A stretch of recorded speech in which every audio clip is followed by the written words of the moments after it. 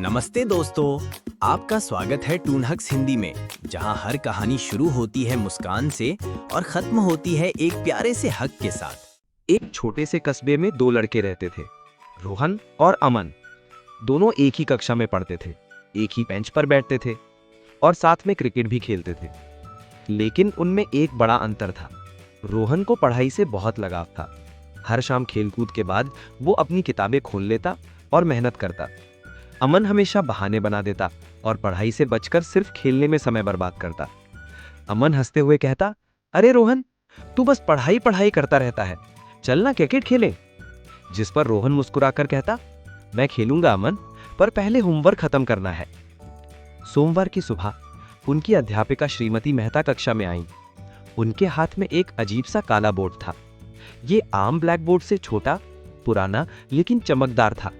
उन्होंने कहा, बच्चों, ये एक खास तोहफा है। इसका नाम है जादुई ब्लैक बोर्ड। जिसने भी इसमें अपना नाम लिखा, उसे अपने भविष्य की एक झलक दिखेगी। पूरी कक्षा दंग रह गई और बच्चों ने उत्साहित होकर पूछा, सच में मैडम, क्या ये सही है? श्रीमती मेहता रहस्यमयी मुस्कान के साथ बोली, हाँ, लेकिन याद रखना, ये ब्लैक बोर्ड वही दिखाता है जो तुम अपने आज के कामों से बना रहे हो। एक एक करके बच्चे नाम लिखने लगे। फिर रोहन की बारी आई। उसने साफ सुथरे अक्षरों ने रोहन शर्मा लिखा।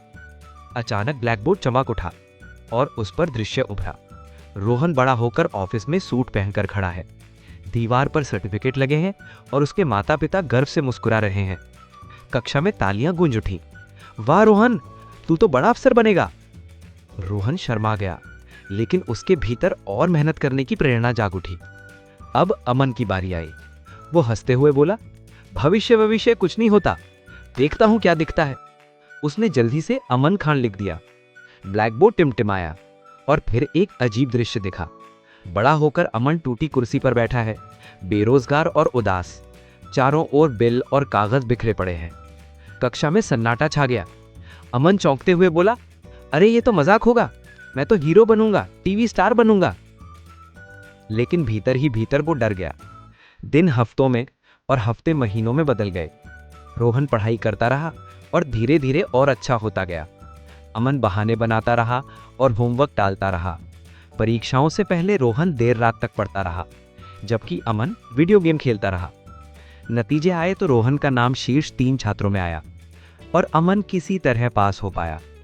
श्रीमती मेहता ने अमन से दयालु स्वर में कहा, बेटा, ब्लैक बोर्ड जादुई नहीं था, उसने बस तुम्हारी मेहनत का प्रतिबिंब दिखाया। एक शाम अमन अकेला अपने बिस्तर पर बैठा रिपोर्ट कार्ड देख रहा था। उसे ब्लैक बोर्ड पर दिखाई गई तस्वीर याद आई। वो सोचने लगा, शायद मैडम सही कह रही थी। ये ब्लैक बोर्ड नहीं था, मैं ही था। अगर मैंने मेहनत नहीं की तो मेरा भविष्य भी खाली होगा। अगले दिन वो रोहन के पास गया और धीरे से बोला, रोहन, कल से मैं भी तेरे साथ होमवर्क करूंगा, मुझे भी अपना भविष्य बदलना है। रोहन ने मुस्कुराकर कहा, बिल्कुल अमन, भविष्य हमेशा बदला जा सकता है, बस मेहनत करनी पड़ती है। उस दिन से अमन ने भी पढ़ाई शुरू की। शुरू में यह आसान नहीं था, क्योंकि उसे आलस की आदत थी। लेकिन रोहन का साथ और अध्यापिका का हौसला पाकर अमन धीरे धीरे बेहतर होता गया। कुछ महीनों बाद अगली परीक्षा में अमन का नतीजा सबको चौंका गया। उसने पहले से कहीं बेहतर अंक हासिल किए। अब जादुई ब्लैक बोर्ड तो स्टोर रूम में रख दिया गया था, लेकिन अमन को उसकी जरूरत नहीं थी। उसे पता था कि उसका भविष्य उसकी मेहनत से ही बनेगा। बच्चों, आज हमने क्या सीखा? भविष्य ना तो जादू से तय होता है, ना किस्मत से, और ना ही शॉर्टकट से। भविष्य तय होता है हमारे रोजाना के कामों से। आपका भविष्य आपके आज की आदतों का प्रतिबिंब है।